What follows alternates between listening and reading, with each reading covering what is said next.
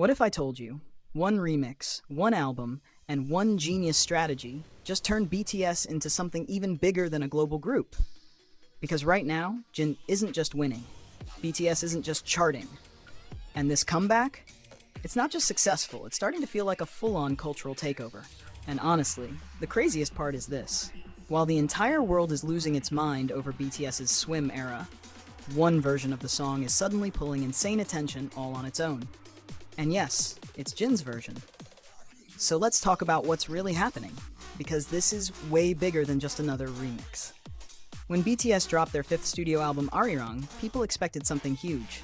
But what happened next? Nobody was ready. The title track SWIM didn't just perform well, it exploded. It went all the way to #1 on Billboard's Hot 100, giving BTS their 7th overall #1, which is already the kind of achievement most artists only dream about once in a lifetime. But somehow, BTS didn't stop there. Because while the original SWIM was dominating globally, Jin's remix, SWIM with Jin, came charging in right behind it.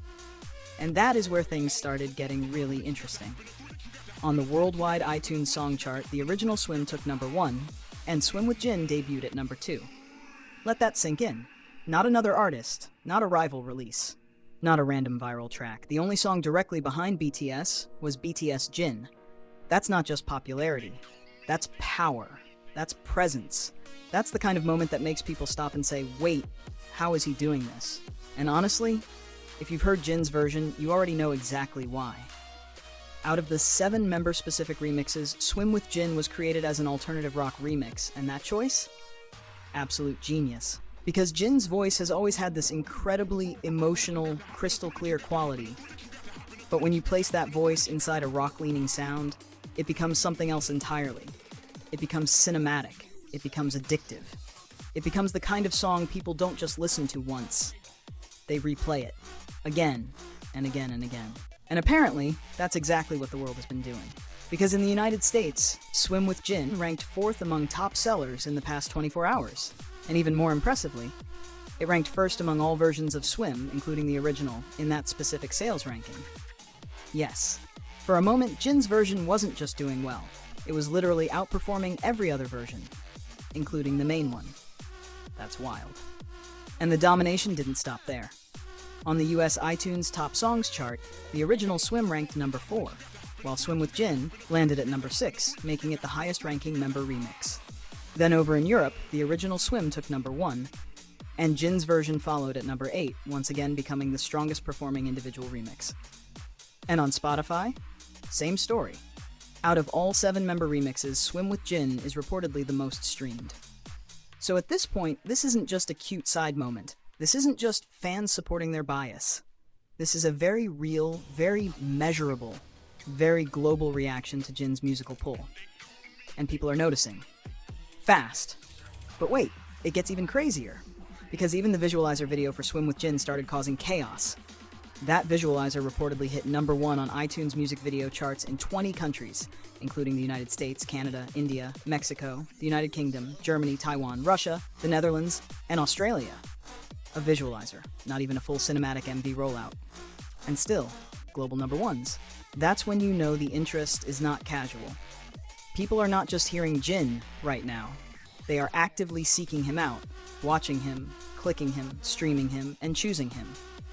But if you think this is only about Jin's popularity, oh no, because the deeper story here is actually about why BTS's entire comeback has become this unstoppable. And according to the second report, a huge part of that comes down to 3 major moves behind the album ARIRANG. And once you hear them, everything starts making sense. First, the album was built like an event before it was ever released. Apparently, before BTS's comeback, a massive song camp was held in the United States under the direction of executive producer Bang Si-hyuk. And we're not talking about a small writing session. We're talking about a large-scale creative operation involving major producers, long studio sessions, and a serious investment of time, money, and industry weight. According to the report, they gathered somewhere around 200 to 300 candidate songs, 200 to 300, for one album. That means ARIRANG wasn't just put together. It was engineered, carefully filtered, sharpened, refined, like they were building something designed not just to chart, but to leave a mark. And honestly, That level of preparation shows. Because this album doesn't feel random. It feels intentional. Every choice feels like it was made with one question in mind. How do we make this impossible to ignore? And clearly, they found the answer. Second, BTS didn't chase the world by becoming less Korean. They pulled the world in by becoming more Korean than ever. And this part might be the most fascinating of all, because instead of watering down their identity for global audiences, BTS leaned harder into it. And somehow, that made people love it even more. The album ARIRANG is reportedly packed with distinctly Korean references, imagery, sounds, and cultural choices.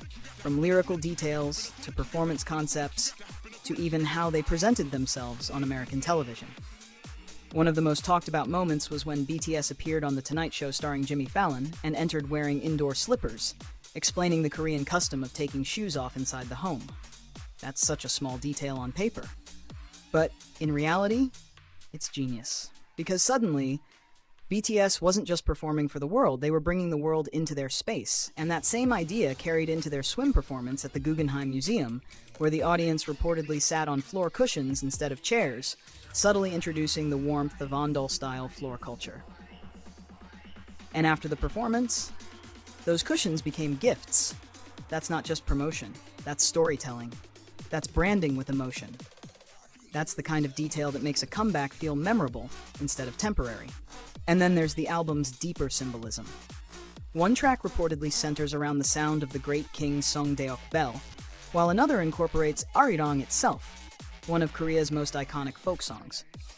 Just think about how bold that is. Most global pop acts are trying to make songs as universally neutral as possible.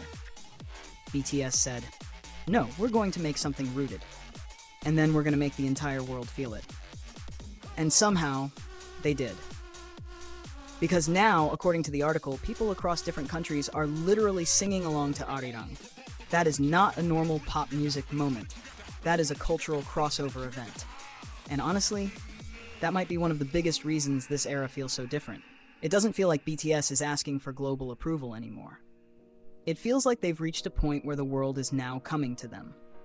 And that brings us to the third, and maybe boldest idea of all. According to the report, Bang Si-hyuk described BTS with a very unusual theory. He reportedly said BTS would grow into something like a tourist attraction. And yes, that sounds strange at first, until you really think about it. Because what is a tourist attraction? It's something so iconic, so culturally powerful, so widely talked about, that even people who weren't originally planning to care still feel like they need to experience it at least once. And honestly, that is exactly what BTS is becoming. Not just a group people love, not just a fandom phenomenon, but a true global cultural event.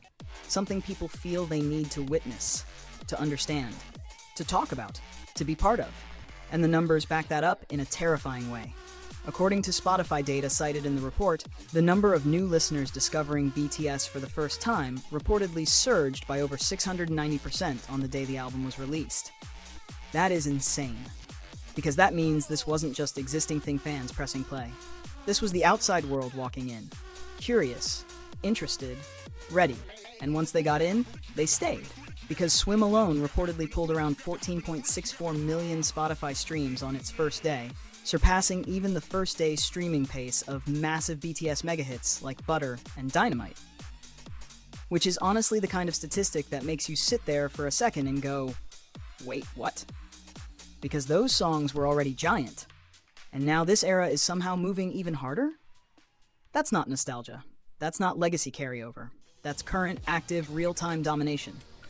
And maybe the most interesting part of all this is how Jin fits into that bigger picture. Because while BTS is operating at this almost mythic level as a group, Jin is proving that inside this giant machine, his individual gravity is becoming impossible to ignore. Swim with Jin didn't succeed because it was attached to a famous name. It succeeded because the public actually connected with it. With his voice, with his style, with his sound. And that matters. A lot.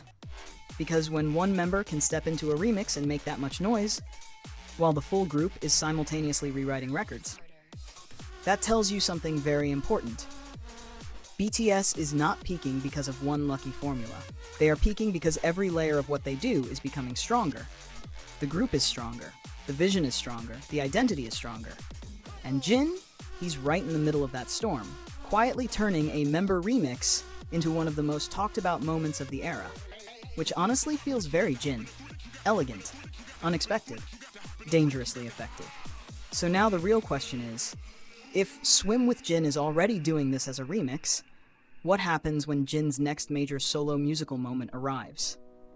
Because if this is only a side branch of the Swim era, then the main event could be absolutely terrifying.